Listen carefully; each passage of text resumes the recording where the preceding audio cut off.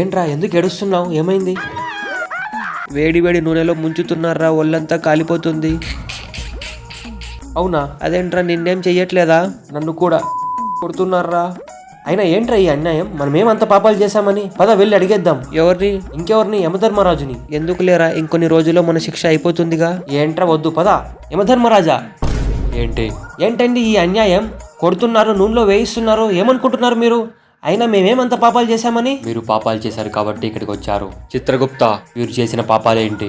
ప్రభు, వీరు భూమి మీద ఉన్న రకరకాల జంతువుల్ని రకరకాల వంటకాలు వండుకొని 10,000 సార్లు తిన్నారు ప్రభు. ఆ వంటకాల పేర్లేంటి? Chicken fry, fish fry, mutton biryani, chicken biryani, fish biryani, fish kebab, mutton kebab. వీరు తిన్న ఆ వంటకాలన్నీ 10,000 సార్లు వీరితో వండండి. ఒరే చెత్తన కొడుక, అప్పుడే వద్దని చెప్పా కదరా. మొదట బిర్యానీ వండమంటారా, ఫ్రై వండమంటారా? వీడేంట్రా హోటల్లో వెయిటర్ అడిగినట్టు అడుగుతున్నాడు.